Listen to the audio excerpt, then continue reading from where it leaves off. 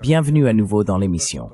Nous sommes ici avec Gilbert Doctorow, historien, analyste des affaires internationales et auteur de War Diaries, The Russia-Ukraine War. Merci d'être venu dans l'émission. Merci de m'avoir invité, Glenn. Nous constatons qu'il est assez difficile d'interpréter les informations qui circulent ces derniers temps, car les différentes parties font de leur mieux pour contrôler le récit. Mais comment évaluez-vous l'évolution de ces négociations? Cela dit, certaines des déclarations récentes peuvent être interprétées de manière très différente. Globalement toutefois, les négociations ont bien lieu en ce moment. Comment les évaluez-vous? Les Américains avec les Ukrainiens et les Russes.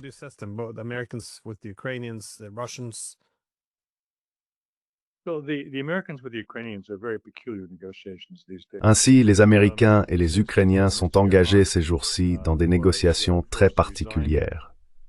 Depuis que M. Yermak a été contraint de démissionner, le pouvoir derrière le trône de Zelensky ayant été impliqué dans des enquêtes de corruption en cours, il a été remplacé à la tête de l'équipe de négociation par Umerov. Ce que l'on découvre en consultant Wikipédia à propos d'Umerov, c'est qu'il a effectué une partie de ses études aux États-Unis. Il entretient des liens étroits avec les États-Unis, a financé Stanford, et sa famille, non seulement sa famille proche, mais aussi d'autres parents, vit aux États-Unis et s'y porte bien. Ce que vous n'y trouverez pas, mais qui a été montré à la télévision russe, c'est qu'il possède un passeport américain. Et cela nous place dans une situation très particulière.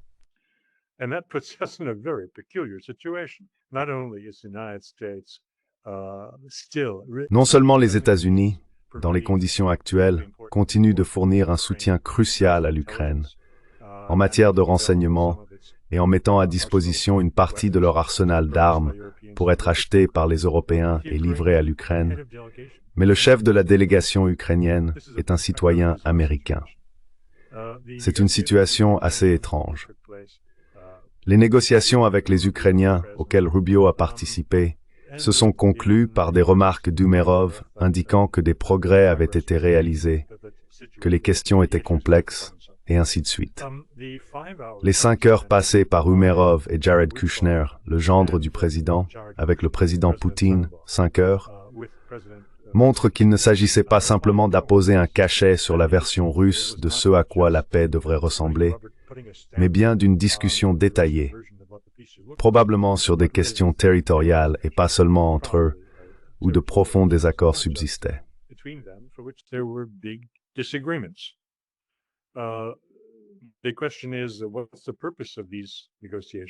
La question est de savoir quel est le but de ces négociations si elles ne produisent pas de résultats, et rapidement. Je dirais qu'elles ont une grande importance pour maintenir les Européens dans l'incertitude et la spéculation. Pour un homme de 80 ans, M. Trump agit très vite, et les dirigeants européens ont du mal à suivre. Ils ont toujours un pas de retard et se retrouvent laissés pour compte. Ces négociations les maintiennent en marge et rendent difficile pour eux toute action qui pourrait nuire à la cause de la paix, car ils craignent d'endommager leurs relations avec Trump. Et ils retirent tous les dispositifs de sécurité, tout ce qui leur donnait la confiance de pouvoir être défendus contre l'ennemi à l'Est.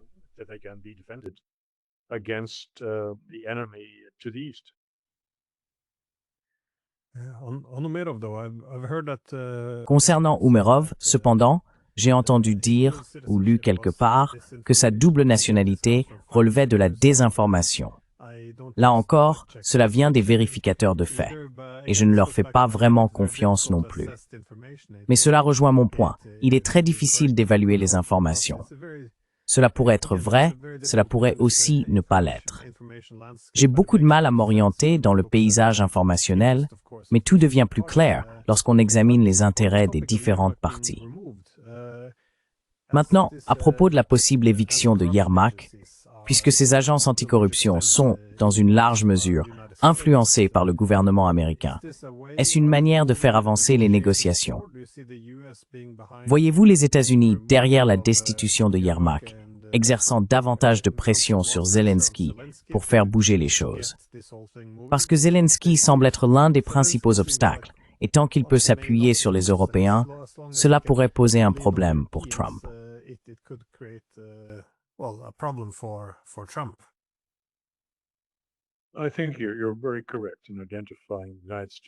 Je pense que vous avez tout à fait raison d'identifier les États-Unis comme la force à l'origine des enquêtes sur la corruption. Et je m'attends pleinement à ce que lorsque cela sera opportun pour Washington, M. Zelensky fasse lui aussi l'objet d'une enquête publique et soit contraint de démissionner. Contrairement à de nombreuses autres opérations de changement de régime que les États-Unis ont menées avant l'arrivée de Trump au pouvoir, je pense que celle-ci présente une caractéristique distinctive qui pourrait en réalité jouer en faveur de la démocratie plutôt que contre elle. Il est peu probable que les États-Unis supervisent la destitution de Zelensky et son remplacement par quelqu'un comme Umerov ou Arestovitch ou, qui est-ce déjà, l'ambassadeur d'Ukraine à Londres. Who is the ambassador now, the Ukrainian ambassador in London. These people could be put in place by... Ces personnes pourraient être mises en place par les États-Unis pour remplacer Zelensky, mais je pense que ce ne serait que sur une base provisoire.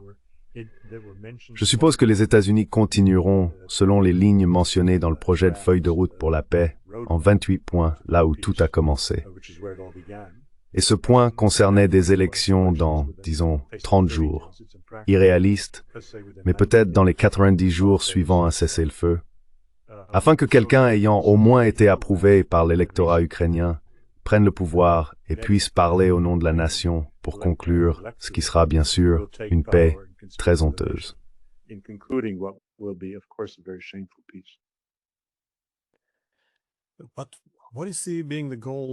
Mais quel est l'objectif qui pousse les États-Unis dans ces discussions? Encore une fois, je trouve les négociations entre les États-Unis et l'Ukraine étranges, car les États-Unis exercent aujourd'hui une grande influence sur ce pays, comme nous l'avons appris dès les tout premiers jours après le coup d'État de 2014. Ils ont de l'influence sur les services de renseignement, le système politique, l'armée, les ONG, les médias et bien sûr les agences anticorruption. Tout cela peut être utilisé comme instrument pour relâcher une grande partie de la pression. Et bien sûr, l'Ukraine ne peut pas poursuivre la guerre sans les États-Unis, étant donné qu'elle se bat non seulement avec des armes américaines, mais aussi en utilisant le renseignement et le ciblage américain.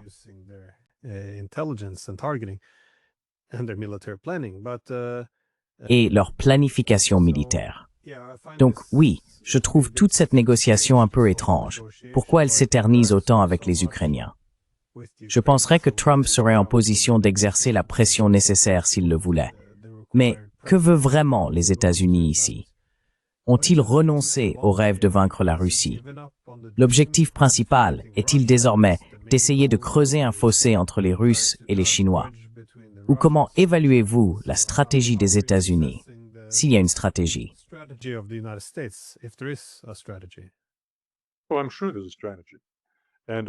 Eh bien, je suis sûr qu'il y a une stratégie, et je pense qu'il s'agit du deuxième point que vous avez mentionné. L'objectif principal de Trump, à mon avis, est de creuser un fossé entre les Chinois et les Russes. Non pas que les Russes rejoindraient les États-Unis contre la Chine, mais ils ne seraient plus perçus comme des alliés aussi proches, de sorte que, en cas de conflit majeur, les États-Unis ne se retrouveraient pas en guerre contre les deux pays à la fois. Ce qui serait bien sûr une situation perdante pour les États-Unis. C'est donc là son intérêt principal, séparer ces deux-là.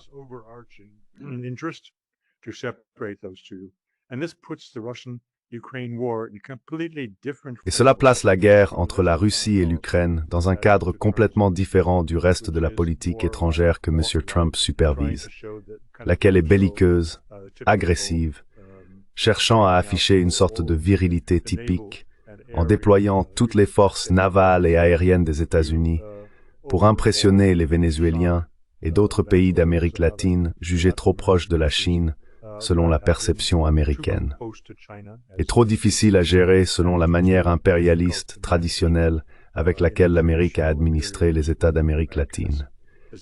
La guerre à Gaza en est un autre exemple. Oui, c'est horrible. Oui, M. Trump a été un facilitateur du génocide, mais il existe des circonstances particulières.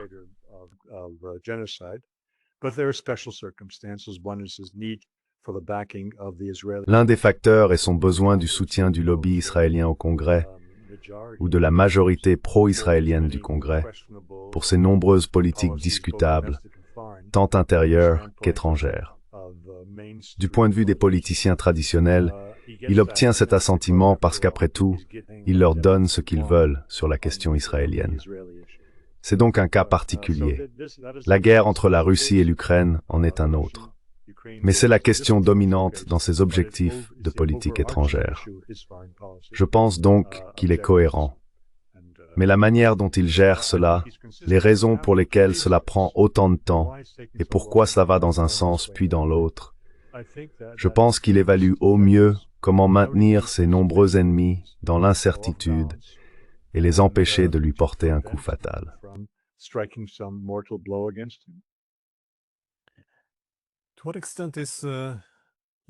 Dans quelle mesure l'Europe est-elle impliquée dans tout cela? Nous avons entendu les dirigeants de l'UE, von der Leyen par exemple, affirmer que rien ne pouvait être décidé sans les Européens. Tout cela.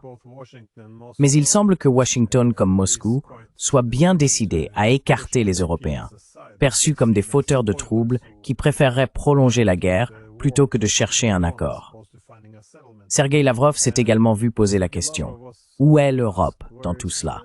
Quel est le rôle de l'Europe? Et il a fait remarquer que les Européens s'étaient en quelque sorte isolés eux-mêmes, ou je suppose retirés, des négociations. Il revenait sans cesse sur l'idée que les Européens avaient rompu tous les accords existants.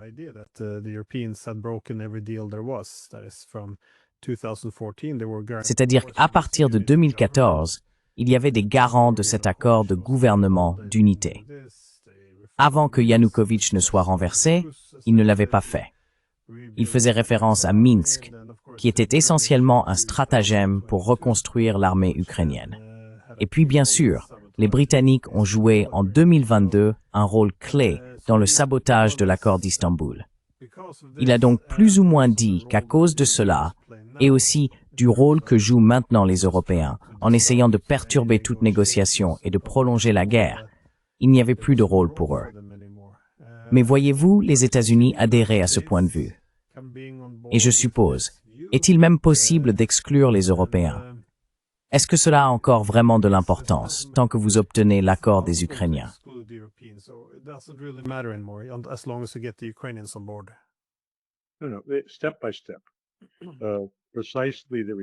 Étape par étape. Précisément les remarques faites, je crois que c'était par Dan Driscoll, ou peut-être par Vance, selon lesquelles on ne peut pas négocier une question complexe comme la paix entre la Russie et l'Ukraine avec trop de cuisiniers dans la même cuisine. Donc à la première étape, oui, les Européens sont tenus à l'écart. Mais pour que cette paix réponde aux véritables objectifs des Russes, qui consistent à réviser l'architecture de la sécurité à l'échelle du continent et bien sûr du monde, les Européens doivent être intégrés. Ils interviendront après la signature d'un accord de paix entre l'Ukraine et la Russie. À ce moment-là, ils resteront sans voix, car ils ne pourront plus nuire. Ils ne pourront plus utiliser l'Ukraine comme levier, comme une guerre par procuration contre la Russie.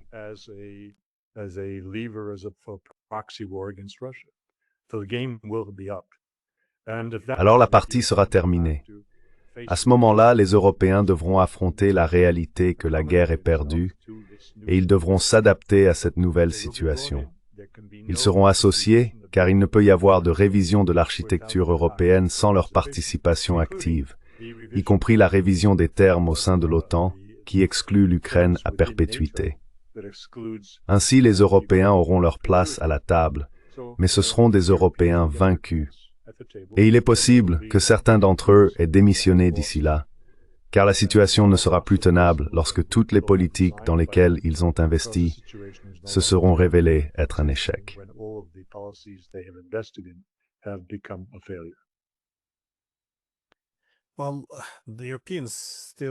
Eh bien, les Européens ne veulent toujours pas rester en dehors de ce conflit. Et nous avons récemment constaté une augmentation des attaques contre les navires civils russes. Je ne suis pas sûr dans quelle mesure les Européens sont impliqués. Je soupçonne que cela ne peut pas être une action ukrainienne totalement indépendante. On entend aussi dire maintenant que les Européens devraient envisager une frappe préventive ou des représailles contre les Russes, car, semble-t-il, les Russes mèneraient une guerre hybride. Ils font référence à ces drones, à leurs aéroports, et vous savez, aux Ukrainiens qui ont saboté les voies ferrées en Pologne. Tout cela est désormais regroupé sous une sorte d'idée de guerre hybride, à laquelle il faudrait riposter. Mais Poutine a également fait quelques remarques selon lesquelles il serait prêt. Quels étaient ces mots déjà? Ah oui, nous sommes prêts dès maintenant. Quelque chose dans ce genre. Alors, comment voyez-vous la direction prise par les Européens? Est-ce de la posture, une volonté d'escalade pour s'assurer que la paix ne s'installe pas, ou simplement une tentative de faire échouer ces négociations?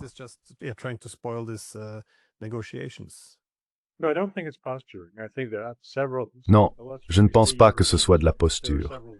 Je pense que lorsque nous disons « européens », il y a plusieurs pays de premier plan dans cette affaire. Les plus actifs sont bien sûr la Grande-Bretagne, en dehors de l'Euromir, mais néanmoins européenne, ainsi que la France et l'Allemagne dans une moindre mesure. Leur objectif est une recherche frénétique d'un moyen de transformer une défaite en victoire. Et ils espèrent que M. Poutine sera mou, qu'il laissera les lignes rouges être franchies, qu'il ne fera rien lorsqu'il y aura de nouvelles attaques contre la flotte grise. Les transporteurs de pétrole russes opérant indépendamment des assureurs européens, et ainsi de suite.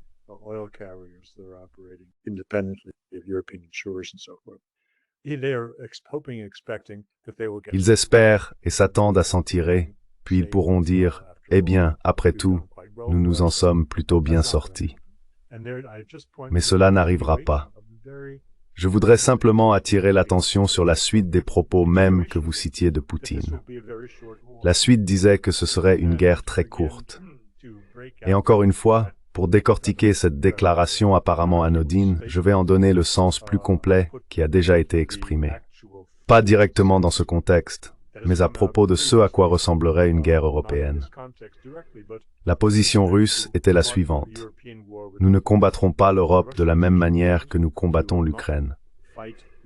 L'Ukraine est un cas particulier, une nation sœur, et nous ne voulons pas les tuer, bien qu'en réalité, nous l'ayons fait.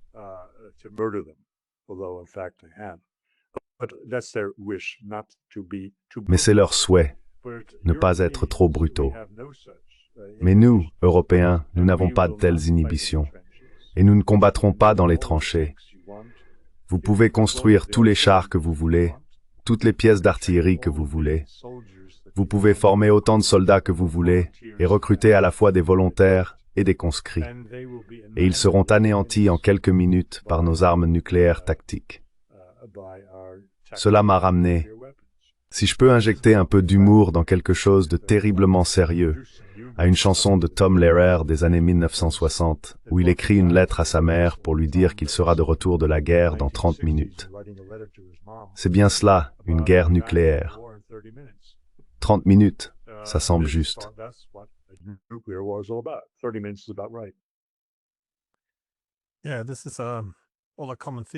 Oui, c'est un thème récurrent, cependant. Les Russes, à de nombreuses reprises, ont souligné qu'ils considéraient cela presque comme une guerre civile, qu'ils se battent contre des Ukrainiens, ce qu'ils ne voulaient pas faire au départ.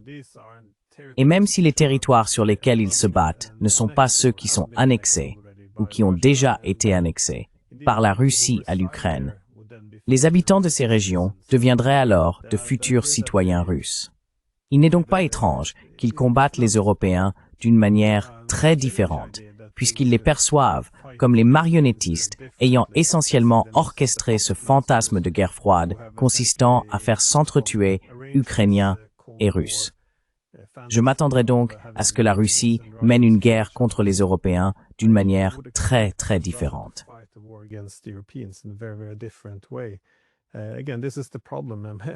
Encore une fois, c'est là le problème, ou du moins ma grande crainte, que cette illusion ou cette croyance erronée de domination ou de contrôle de l'escalade nous fasse penser que nous pouvons combattre les Russes juste un peu.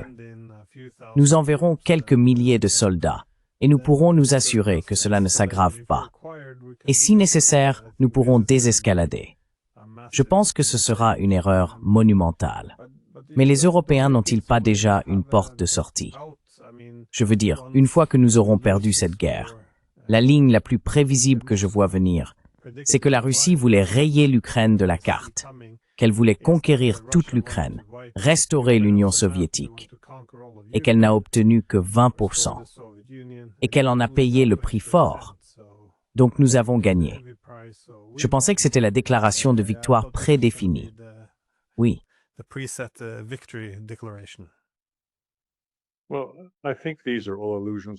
Eh bien, je pense que tout cela n'est qu'illusion.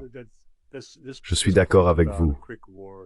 Les Russes maintenant, cette idée d'une guerre rapide, ce n'est pas la même chose que de combattre les Ukrainiens. Cela a déjà été évoqué auparavant, mais jamais avec autant d'audace, ni avec une telle assurance. Quand il a dit cela, Poutine était très satisfait de lui-même, affirmant que la situation était entièrement sous contrôle russe. Il y a eu ces derniers jours des déclarations selon lesquelles, s'il persiste à attaquer notre flotte fantôme, alors l'Ukraine sera privée d'accès à la mer. Cela signifie qu'il donnera son feu vert pour faire ce qui est faisable, prendre Odessa. Si vous regardez la carte, là où les Russes se trouvent actuellement à Kherson sur la mer, je pense que c'est une route courte, très courte pour prendre Odessa. Et cela bien sûr paralyserait ce qu'il reste de l'Ukraine, économiquement et militairement. Mais revenons un peu en arrière, à la différence entre la manière dont on traite ses frères et celle dont on traite les autres.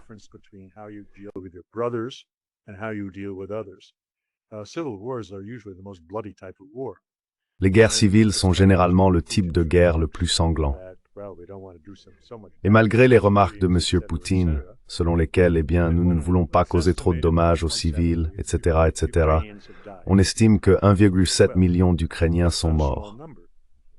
Ce n'est pas un petit nombre, et ce n'est pas non plus un acte de bonté. Le fait que cette guerre se soit prolongée en raison de la stratégie d'usure adoptée par le chef d'état-major de Poutine, et approuvée par lui-même, a évidemment été dévastateur pour la nation ukrainienne sur le plan démographique. Et penser qu'on leur rend service en ne leur portant pas un coup décisif, comme on le ferait avec les Européens, relève de l'auto-illusion. Je me retrouve donc, à mon grand regret, à soutenir les positions que Paul Craig Roberts avait exposées il y a quelques années. Si cette guerre n'est pas ce qu'elle semble être, alors, malheureusement, M.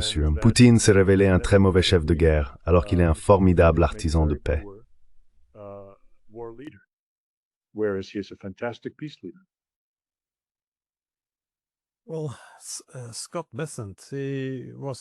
Eh bien, Scott Bessent était sur Fox News hier, et il a fait un commentaire du genre « Si la Russie attaquait l'Europe, les États-Unis répondraient en vendant des armes. Encore une fois, pas en envoyant des troupes, mais des armes. Qu'est-ce que tout cela signifie? Est-ce la fin de l'OTAN? Tout cela en a l'air, car c'est bien le but, n'est-ce pas? L'article 5, c'est à cela que nous associons l'OTAN. J'ai lu l'article 5. Je sais qu'il n'oblige personne à une réponse militaire. Cela reste, vous savez, à la discrétion de chaque État.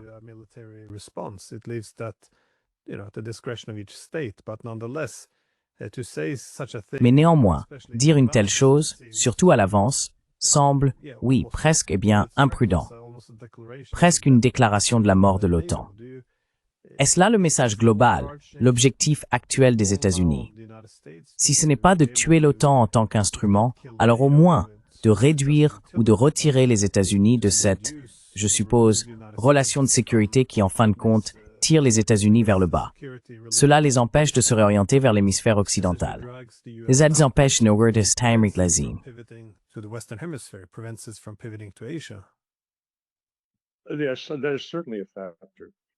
Oui, il y a certainement un facteur. Mais ce qui domine dans l'esprit de Trump est un peu difficile à évaluer. Il y a un autre élément ici, et c'est son animosité envers l'UMR et les institutions européennes. C'est, je pense, une question distincte de ses sentiments à propos de l'OTAN et de la manière dont celle-ci limite la capacité de l'Amérique à s'orienter dans un sens ou dans l'autre. Et ici, j'ai en tête, ce n'est un secret pour personne, qu'il méprise l'ensemble de la direction européenne, pour des raisons très précises, non personnelles. C'est une question distincte. S'ils sont tous des nains, ce n'est pas une question distincte. Mais sur le plan idéologique, il n'est pas secret que beaucoup d'entre eux ont fait ce qu'ils pouvaient pour empêcher son élection. En 2016, puis plus récemment, ils ont de nouveau pesé contre lui.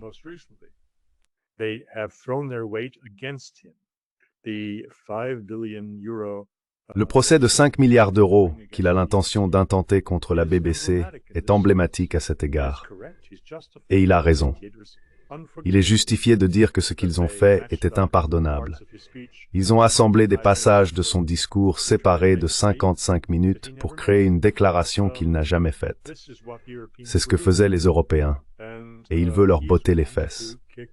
Ainsi, lorsque Vance a lancé son attaque spectaculaire et sans précédent contre les Européens, les qualifiant d'antidémocratiques dans son discours de février à la conférence sur la sécurité de Munich, eh bien, c'est la vision de Trump lui-même, du mépris pour ces gens. Je pense qu'il a clairement indiqué que lorsqu'il disait qu'il viendrait en aide à l'Europe, cela dépendrait des circonstances. Et quand on dit que les Russes attaqueraient, soyons clairs. Les Russes ne vont pas sans raison attaquer l'Angleterre, l'Allemagne ou la France.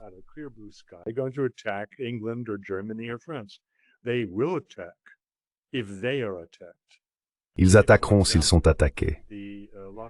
Si par exemple, les Lituaniens persistent dans leur rêve de pouvoir bloquer tous les transports terrestres et ferroviaires entre la Russie continentale et l'enclave de Kaliningrad, si les Finlandais et les Estoniens pensent pouvoir empêcher les navires russes d'atteindre le port de leur flotte du Nord près de Saint-Pétersbourg, alors ils ont perdu la raison.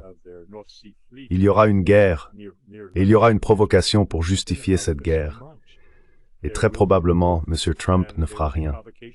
Donc si les Européens examinent attentivement la formulation du dernier discours de M. Poutine, ils devraient réfléchir, car ils commettraient non seulement leur propre suicide, mais aussi le suicide collectif des pays qu'ils ont été élus à diriger.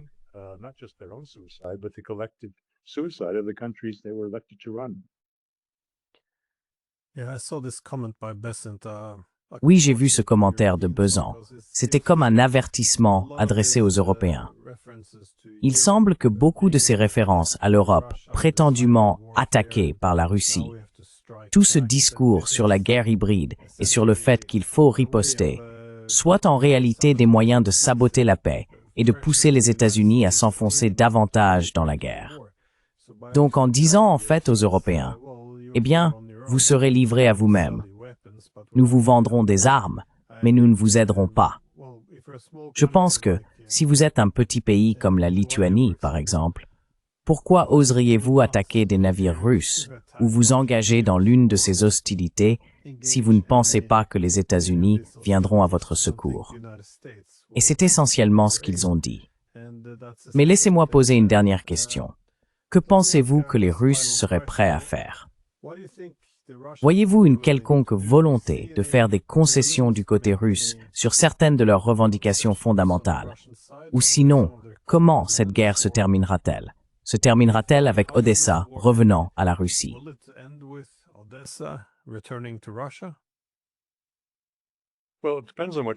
Eh bien, cela dépend de ce que vous considérez comme étant leurs revendications fondamentales.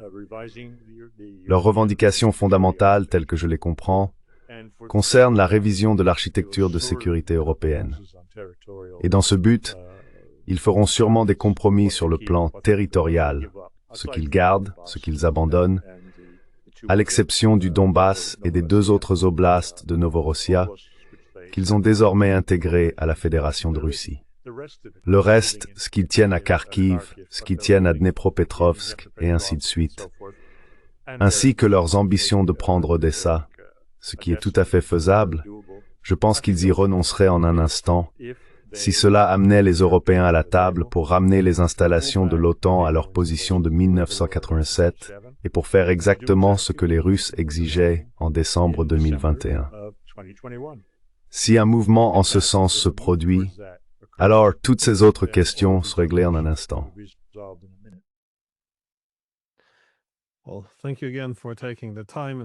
Eh bien, merci encore d'avoir pris le temps et de m'avoir permis de profiter de votre expérience.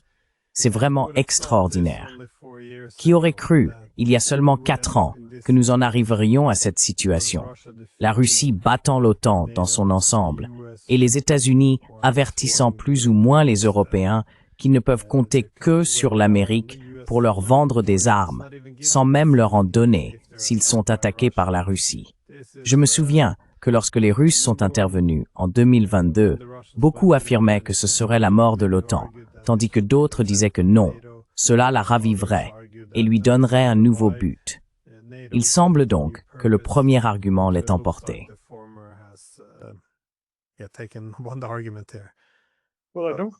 Eh bien, je ne pense pas que vendre les armes soit une telle nouveauté. On peut le dire avec des mots anciens, c'est le pré-bail. C'est vrai, mais malgré tout, pas de troupes américaines. Vous savez, au moins on pourrait prétendre qu'on viendrait à leur secours. Mais non.